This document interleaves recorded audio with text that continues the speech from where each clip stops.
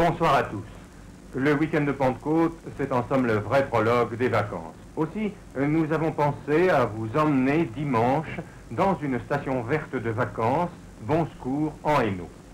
Avant cela, nous vous aurons invité, demain samedi, à découvrir Arlon, à découvrir cette ville luxembourgeoise, aussi bien dans son travail de tous les jours que dans ses fêtes joyeuses. Et ce soir, nous proposons une promenade sur des pavés de bois. C'est d'un autre âge, direz-vous, eh bien, moins que vous le pensez.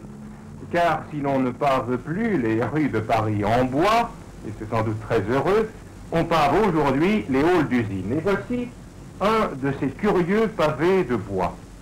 Ainsi donc, à l'époque du plastique, du synthétique, de toutes sortes de matières nouvelles, on réalise encore, on construit des sols industriels en bois. C'est une entreprise liégeoise qui s'est spécialisée dans ce procédé sur lequel Léon Bataille a réalisé une petite enquête. Son premier interlocuteur, M. Jacques Houry, administrateur de l'entreprise. La première fois qu'on nous a demandé un sol industriel en bois debout, nous avons été surpris, plus que surpris, vraiment sceptiques. Et puis nous avons étudié le problème, nous avons appris à connaître les propriétés extraordinaires du bois debout et nous nous sommes rendus compte que c'était vraiment un matériau actuel. Et nous nous sommes acharnés à le produire au meilleur compte. Oui, je crois qu'il y a un sens, comme vous appelez, il faut le découper dans la portée du bois.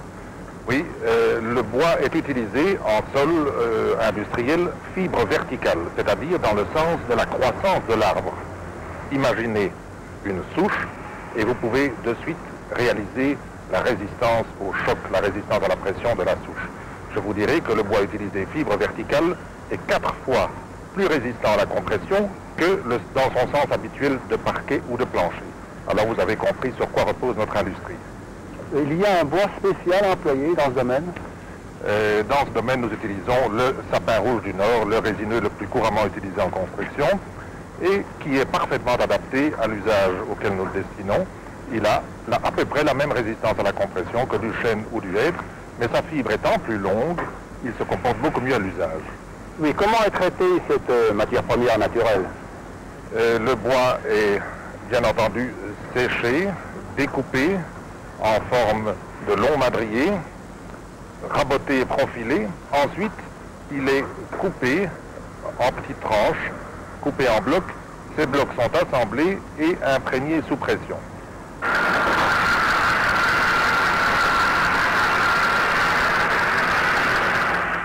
Suivons donc ces opérations successives de préparation. Le sciage donne des pavés de 12 cm et demi de long sur 7 cm et demi de large. L'épaisseur varie suivant l'utilisation de 3 à 10 cm. Le bois est traité à la créosote pendant près de 3 heures. C'est une première imprégnation dans un four ou entre des wagonnets entiers.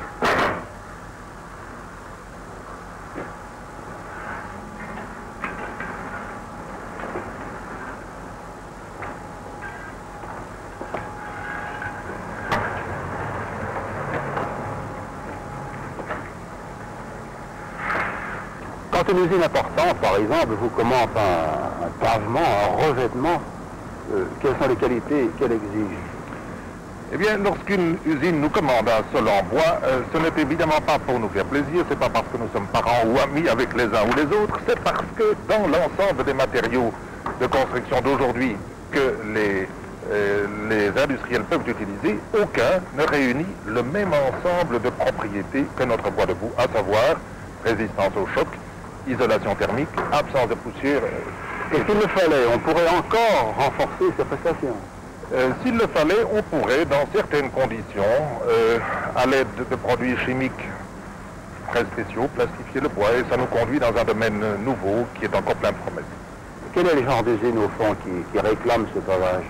Bien, les usines, les industries sidérurgiques où l'on travaille les laminés à froid, l'industrie automobile, la construction mécanique lourde, partout où il y a un trafic très lourd au sol, où il ne faut pas de poussière, où il y a un personnel nombreux, et il faut dès lors un sol isolant qui permette d'éviter la sensation de froid au pied que donne un sol minéral. Monsieur Horry, on m'a toujours expliqué que le bois bougeait.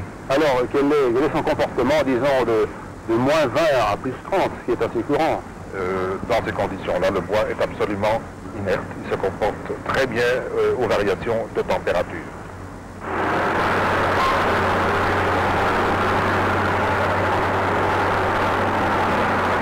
Les palettes qui comptent de 2000 à 3000 pavés sont prêtes pour l'expédition. Et nous allons les suivre jusque dans la Ruhr, où une importante société allemande installe de nouvelles usines.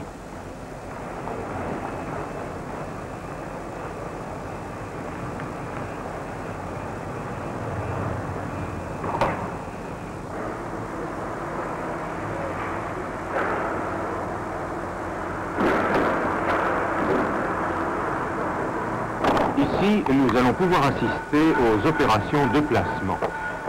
Sur un sol préalablement traité, les ouvriers glissent les galettes de 25 pavés.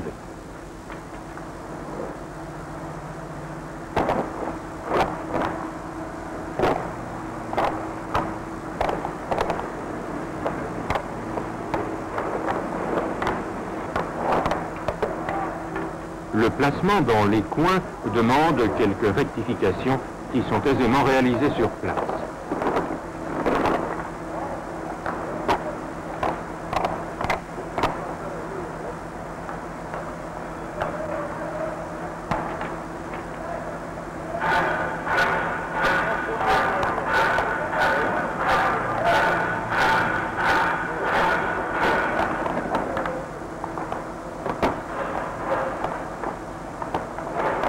Ensuite, un liquide naturellement dérivé du charbon va permettre de sceller le tout et de protéger le bois de toute atteinte des huiles industrielles.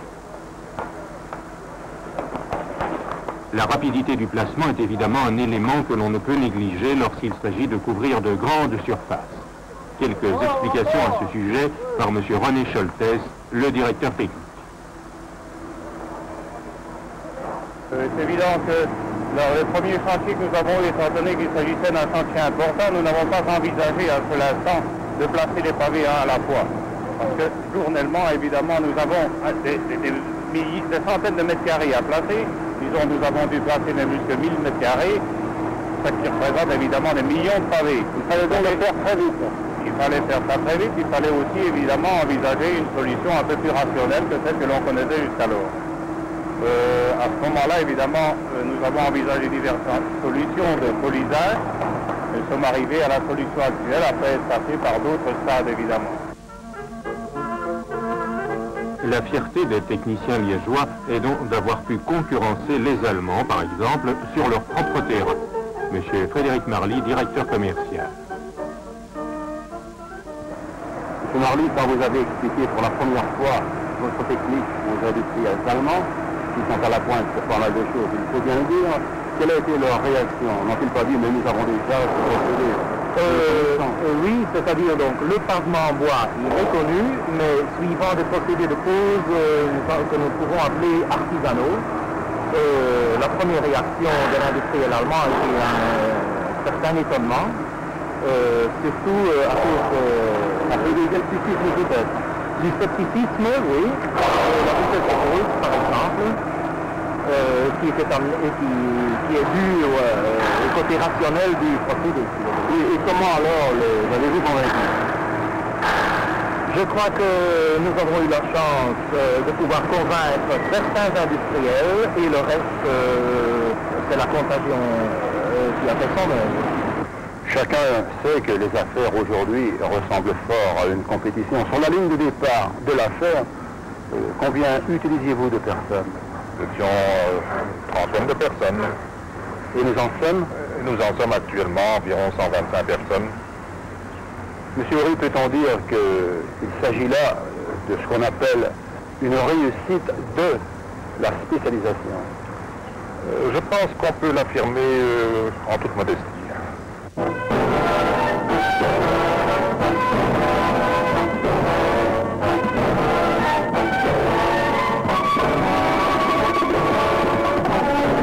Ce soir, une enquête de Léon Bataille sur des images de René Fruchtet.